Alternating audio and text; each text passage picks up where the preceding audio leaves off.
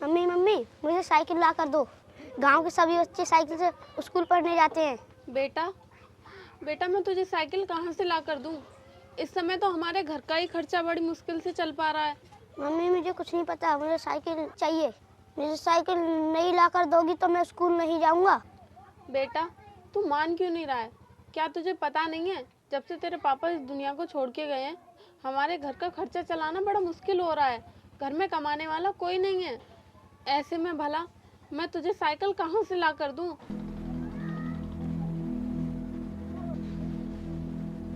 हरपाल, ओ हरपाल, बाहर निकल, बाहर निकल। अरे सेठ जी, आप हमारे घर पे? बताइए कैसे आना हुआ? अच्छा, मुझसे पूछ रही है मैं यहाँ किस लिए आया हूँ? कहाँ है तेरा पति? तू पहले उसे बुला।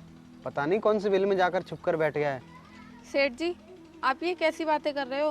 क्या आपको मेरी हालत देखकर नहीं पता चलता कि मेरे पति इस दुनिया में नहीं रहे? क्या कहा? तेरा पति मर गया है? अगर तेरा पति मर गया है तो उससे मुझे क्या? मैं अपने पैसे लेने आया हूँ, जो मैंने तेरे पति को ब्याज पर पैसे दिए थे पूरे 2 साल बाद। ला कर मेरे पैसे दे। सेठ जी, अभी तो मेरे पास पैसे नहीं है, लेकिन आप चिंता मत कीजिए, मैं आपके सारे पैसे बहुत जल्दी लौटा दूंगी। क्या कहा? जल्दी लौटा दूंगी? कहाँ से लौटाएगी? देख, तू एक विधवा औरत है, तुझे तो कोई काम भी नहीं देगा। सेठ जी, माना कि मैं एक विधवा औरत हूँ, लेकिन मैं मेहनत मजदूरी से पीछे नहीं हटूंगी। और जो पैसे मेरे पति ने आपसे लिए थे वो पैसे भी मैं आपके बहुत जल्दी लौटा दूंगी, और अपने इस बच्चे को भी बहुत अच्छे से पढ़ाऊंगी। ठीक है, मैं तुझे 1 महीने की मोहलत और देता हूँ।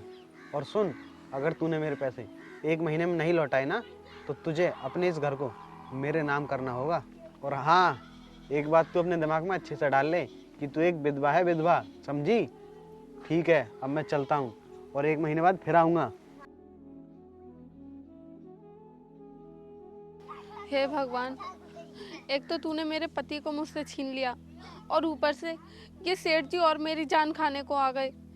अब मैं इनके इतने सारे पैसे कहाँ से दूंगी? मैं क्या करूं? मेरी तो कुछ भी समझ में नहीं आ रहा है। भाभी, मुझे खाना लगा दो, मुझे बहुत तेज भूख लगी है। चाचा आप आ गए? मुझे बाजार से साइकिल ला कर दो।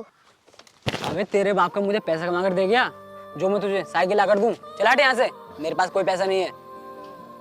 अरे देवर जी, तुम्हें बिल्कुल भी शर्म नहीं आ रही है अपने भाई के बारे में ऐसा बोलते हुए? अरे क्या नहीं किया तुम्हारे भाई ने तुम्हारे लिए? तुम्हें पढ़ाया लिखाया और इतना बड़ा किया, अब तुम उनके मरने के बाद में उन्हें ताना दे रहे हो? ताना ना दूं तो और क्या करूं? वो तो मर गया और तुम दोनों माँ बेटों को मेरे सीने पर और छोड़ गया। हे भगवान, तू हमें भी उठा ले। मुझे नहीं जीनी ऐसी जिंदगी जो नरक की तरह जीनी पड़े। माँ तुम रो मत, एक दिन ऐसा आएगा कि हमारे सारे दुख दूर हो जाएंगे।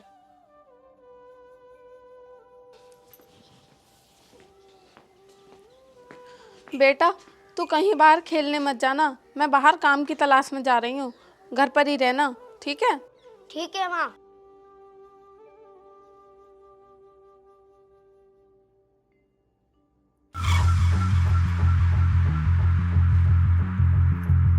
अरे आप इधर कहाँ जा रही हो?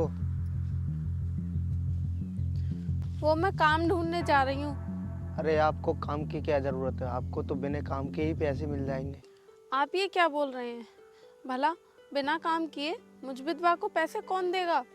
अरे आपको तो बहुत पैसे मिल सकते हैं, आप जवान जो हो और आप ऊपर से विधवा हो। आपको पैसे देने की जिम्मेदारी मेरी है, बस मेरे आप साथ चलो। अरे आप ये क्या बोल रहे हो? आपको मुझ विधवा के बारे में ऐसा बोलते हुए जरा भी शर्म नहीं आ रही? अरे इसमें शर्म की क्या बात है? तुम्हारा पति तो मर गया और भरी जवानी में तुम विधवा हो गई। अब तुम अपनी जवानी को बर्बाद करने पे क्यों तुली हो? आप मुझ विधवा के बारे में इतनी गंदी सोच रखते हो? अरे कम से कम भगवान से तो डरो। अरे इसमें डरने की क्या बात है? इस समय आपको सहारे की जरूरत है। वैसे भी तुम एक विधवा हो, मैं तुम्हारा सहारा बनकर तुम्हारे सारे खर्चे उठाने के लिए तैयार हूँ। नहीं, मुझे किसी भी सहारे की कोई जरूरत नहीं है। आप अपना काम कीजिए और मुझ विधवा को मुझे मेरे हाल पर छोड़ दीजिए।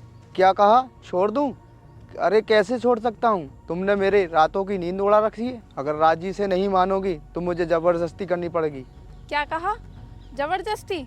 तो तुम भी सुन लो, मेरे जीते जी तो ये हो नहीं सकता, क्योंकि मेरा जीवन सारा मेरे पति के नाम है। क्या हुआ अगर वो जिंदा नहीं है तो मैं दूसरी शादी के बारे में कभी सोच भी नहीं सकती। लगता है तू ऐसे नहीं मानेगी। चल मेरे साथ, छोड़ो मुझे, चल। छोड़ो, छोड़ो, बचाओ, बचाओ कोई है, बचाओ, बचाओ कोई है। देख, आज तो मैं जा रहा हूँ और एक न एक दिन तुझे मैं हासिल करके ही रहूँगा।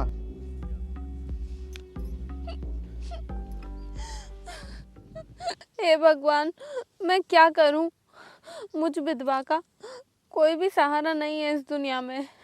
सब लोग मेरा फायदा उठाना चाहते हैं। मुझे तो कुछ समझ में नहीं आ रहा कि मैं क्या करूं।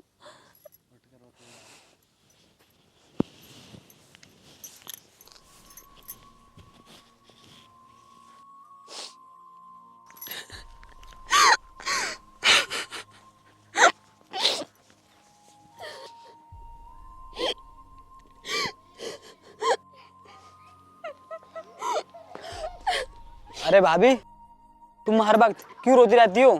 क्या रोने से तुम्हारा पति वापस आ जाएगा? भैया जी, क्या मुझे रोने का भी अधिकार नहीं है?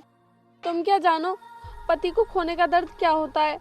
पता नहीं तू इस घर को छोड़कर कब जाएगी। भैया, आप ऐसा क्यों बोल रहे हो? मेरा इस दुनिया में अब कोई सहारा नहीं बचा। भला मैं इस घर को छोड़ के कहाँ जाऊंगी? देख, मुझे कुछ नहीं पता। तुम मेरे बड़े भाई को तो खा गई, अब क्या इस घर में रहकर मुझे खाना चाहती है? चल उठ और निकल यहाँ से। अरे ऐसा क्या हुआ जो तुम इस विधवा को घर से धक्का मारकर बाहर निकाल रहे हो? नहीं निकालूं तो और क्या करूं? ये मेरे बड़े भाई को तो खा गई, अब के इस घर में रहकर मुझे भी खाना चाहती है, इसलिए मैं इसे इस घर से बाहर निकाल रहा हूँ। अरे तुम्हें ऐसा बोलते हुए शर्म नहीं आती? ये तुम्हारे भाई की पत्नी है। क्या तुम नहीं जानते कि किसी भी विधवा औरत को जबरदस्ती घर से बाहर निकालना या धमकाना, मानसिक रूप से टॉर्चर करना अपराध है? ठीक है, मैं मानता हूँ कि एक विधवा औरत को घर से निकालना एक अपराध है, लेकिन जो आप कर रहे हो वो क्या है? ठीक है, मैं अपने पैसे नहीं मांगूंगा, लेकिन तुम्हें भी एक वादा करना होगा कि तुम इसे पूरे सम्मान के साथ अपने घर में रहने दोगे और कभी भी इसे अपने घर से बाहर नहीं निकालोगे, क्योंकि हर विधवा को सम्मान के साथ जीने का पूरा अधिकार है, समझे? ठीक है सेठ जी, भाभी जी अब इसी घर में रहेंगी और ऐसी गलती दोबारा नहीं होगी। भाभी जी, आप भी मुझे माफ़ कर दीजिए। अरे देवर जी, आप ये क्या कर रहे हो? मैंने आपको माफ़ कर दिया। और सेठ जी, आपका बहुत बहुत धन्यवाद जो आपने आकर इन्हें समझाया, और जो एहसान आपने हम पर किया है, पता नहीं वो मैं कभी चुका पाऊंगी या नहीं। अरे इसमें एहसान की क्या बात है? ये तो हर किसी का फर्ज बनता है। और राजवीर, मैं तुम्हें भी बता दूं कि दोबारा मुझे कोई भी शिकायत मिलनी नहीं चाहिए, समझे? जी सेठ जी। ठीक है, अब मैं चलता हूँ।